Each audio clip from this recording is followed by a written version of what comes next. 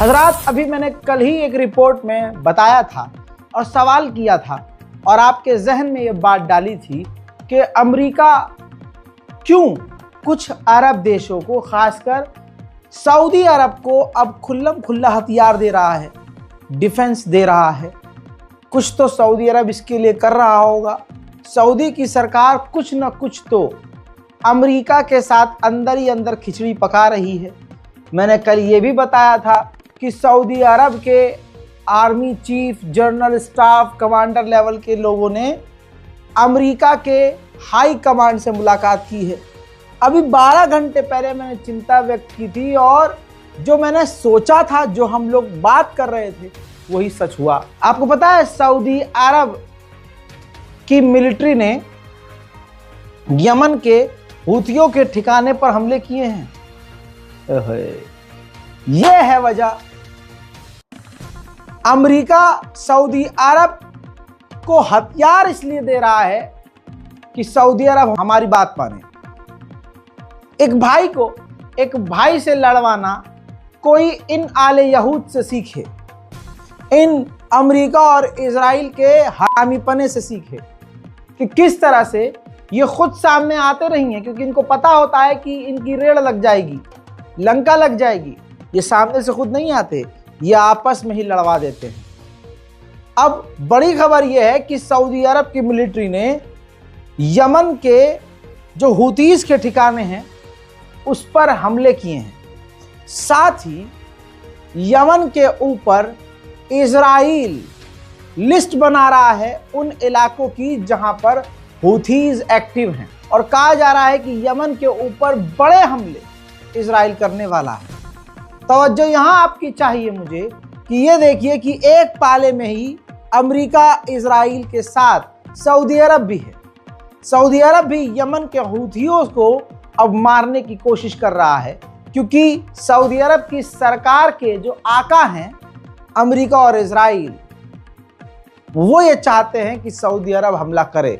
तो सऊदी अरब पूरी तरह से अपनी गुलामी करता हुआ नजर आ रहा है। सिर्फ इतना ही नहीं, आप जानते हैं कि यूएई ने भी इजराइल की गोद में अपना पिछवाड़ा कई सालों से टिकाया हुआ है, अब्राहम अकॉर्ड के जरिए दोस्ती करके।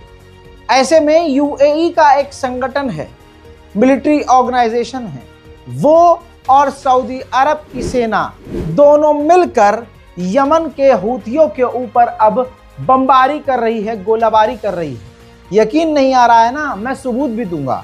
देखिए वीडियो। ये सऊदी अरब और यूएई के लड़ाके हैं और फौज हैं जो यमन के हूथियों के ऊपर गोलाबारी कर रही है, बमबारी कर रही है।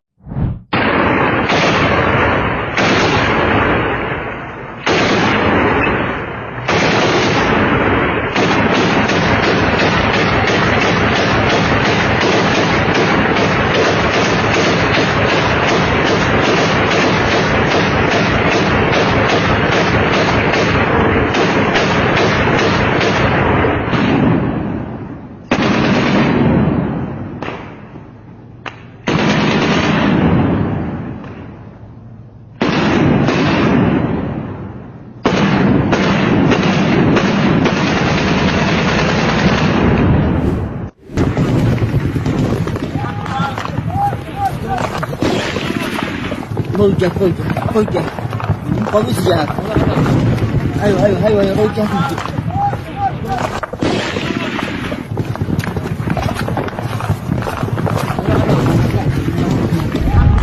अल्लाहु अकबर।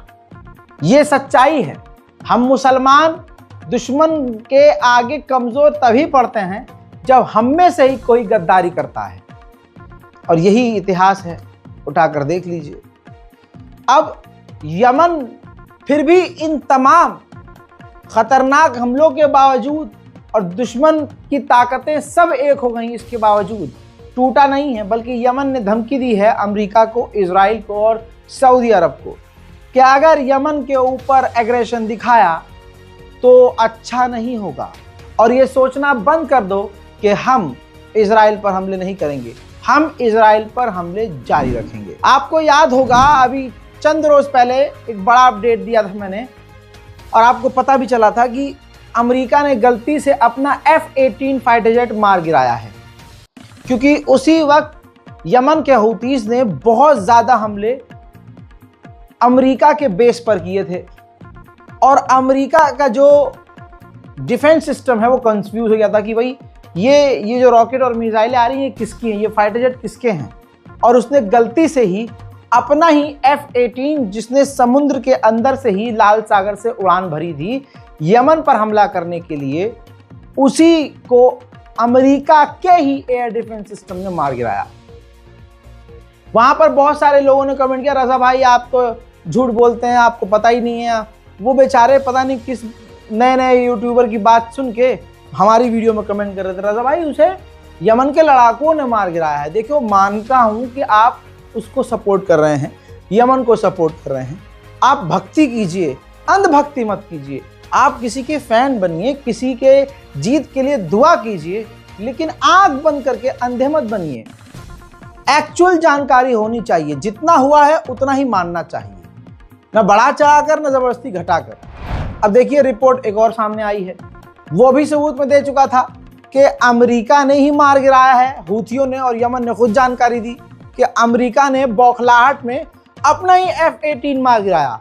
अब इजरायली रिपोर्ट के अनुसार सिर्फ F-18 नहीं, एक और अमेरिका का नेवल फाइटर जेट था जिसने उड़ान भरी थी, उसके ऊपर भी अमेरिका के ही डिफेंस ने गलती से फायर कर दिया था, मिसाइल लॉन्च कर दी थी, लेकिन वो बाल बाल बच गया, वरना एक और फाइटर जेट अमेरिका का तबाह हो जाता, अमेरिका के ही हाथों। उधर अमेरिका और इजराइल यमन के हूथियों के ठिकानों पर बड़े हमले की तैयारी कर रहे हैं, तो यमन के हूथियों ने डरने के बजाय अमेरिका को बड़ी धमकी देते हुए कहा है कि खबरदार अगर कुछ भी उल्टा सीधा किया तो पूरे मिडिल ईस्ट में अमेरिका और इजराइल के जो समर्थक ग्रुप है, हम तमाम जगह पर हमला करना शुरू कर देंगे। जहां यमन को डर जाना चाहिए, वहां यमन ने खतरनाक मिसाइल, बैलिस्टिक मिसाइल इजराइल के ऊपर दागी, जिसे इजराइल ने बमुश्किल रोका।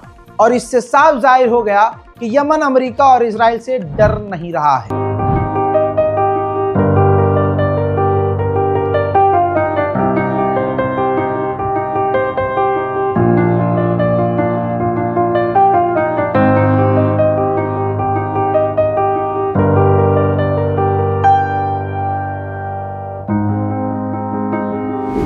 अमेरिका का और इजराइल का सबसे खतरनाक एयर डिफेंस सिस्टम के सेक्शन में एरो 3 आता है।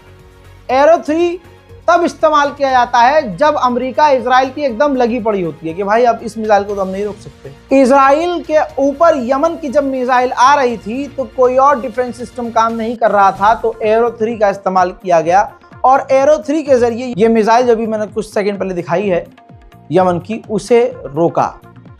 और फिर ये वीडियो देखिए, इजराइल के डिफेंस मिनिस्टर उस एरो 3 के एरिया में गए जहां पर इजराइल ने एरो 3 तैनात किया हुआ है और इसी एरो 3 के जरिए यमन की उस मिसाइल को रोका था। और वहां जाकर यमन को धमकी दी है कि हम मुंहतोड़ जवाब देंगे और हम तुम्हें बख्शेंगे नहीं। अब ये बात तो साफ है कि यमन के लड़ाकों से जीत पाना अमेरिका इजराइल के लिए मुश्किल है, क्योंकि अगर ये जीत सकते तो 2 सालों से इस यमन के संगठन ने लाल सागर को ब्लॉक किया हुआ है और अमेरिका इजराइल की नाक में दम किया हुआ है। तो अब दूसरा रास्ता हमेशा की तरह ये अपना रहे हैं। इजराइल यूरोप के तमाम देशों से बात कर रहा है कि यमन के इस संगठन हूथीस को इंटरनेशनल लेवल पर ग्लोबल टेररिस्ट में डाल दिया जाए। वहीं अमेरिका ने इजराइल से कहा है कि सीरिया की जो नई सरकार बनी है जोलानी की, इससे आप बिल्कुल अपने संबंध पक्के कर लो, बढ़िया कर लो। हालांकि हैं बढ़िया, लेकिन और ये बेहतर चाहते हैं ताकि एक देश जिनसे इन सब की फटती है, सब उसके खिलाफ एक हो सके।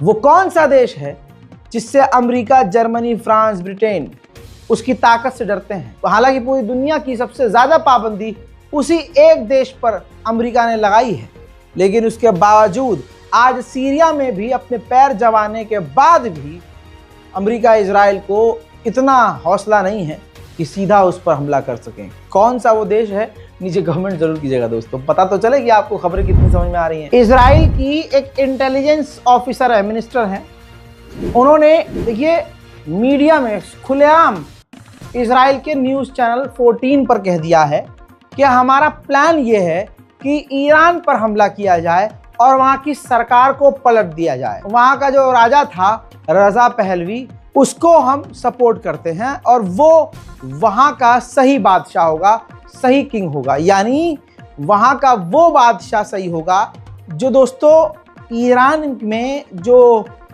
क्रांति आई है इस्लामीकरण से पहले, जो नंगी औरतें घुमा करती थीं, जो यूरोप जैसा कल्चर था, ये उस कल्चर को सपोर्ट कर रही है। क्योंकि देखिए इस्लाम जहाँ होता है वहाँ पर नंगापन नहीं पनप पाता है, और जहाँ नंगापन नहीं पनप पाता है अमेरिका इजराइल वहाँ फेल हो जाते हैं। बहुत गहरी बात कही है, अगर समझ में आए तो शेयर इस वीडियो को कर दीजिएगा। उधर लीजिए, अमेरिका की सांस ऊपर की ऊपर और नीचे की नीचे रह गई। व्हाइट हाउस ने डोनाल्ड ट्रंप को ऑफिशियली बता दिया है कि अब ईरान कभी भी परमाणु बम हासिल कर सकता है। ईरानी एम्बेसडर की रशियन एम्बेसडर के साथ मीटिंग के बाद ये तस्वीर सामने आई है और रिपोर्ट यह है कि ईरान और रशिया के बीच कई बड़ी अहम डील की खबर कुछ ही घंटों में आ सकती है। उधर मेरे दोस्तों ईरान ने बड़ा कदम उठाया है। ईरान के अंदर लगभग सभी ऐप्स बैन हैं। VPN लगाकर वहाँ के लोगों को ये ऐप यूज़ करनी पड़ती है। ऐसे में प्ले स्टोर, गूगल का सबसे बड़ा प्लेटफॉर्म प्ले स्टोर, उस पर से ईरान ने पाबंदी हटाई है और साथ ही व्हाट्सएप से भी ईरान ने पाबंदी हटा दी है। हजरात, सीरिया को जाने वाली ईरान की तमाम फ्लाइट्स रद्द हैं। कोई भी जहाज सीरिया नहीं जा रहा है, न सीरिया से कोई फ्लाइट ईरान जा रही है। जनवरी तक के लिए, यानी आने वाले नए साल के पूरे महीने तक के लिए फिलहाल आधिकारिक ऐलान किया जा रहा है एयरलाइंस के जरिए कि तमाम जहाज, तमाम फ्लाइट सीरिया और ईरान के बीच उड़ने वाली रद्द है। हजरात मोहतरम, मिडिल ईस्ट स्पेशल रिपोर्ट में फिलहाल के लिए इतना ही। चैनल को सब्सक्राइब नहीं किया है तो कर लीजिए और मैक्सिमम इस वीडियो को शेयर कीजिए और अपनी राय कमेंट में ज़रूर लिखिएगा, जो हमारे लिए बेहद ज़रूरी है। जय हिंद।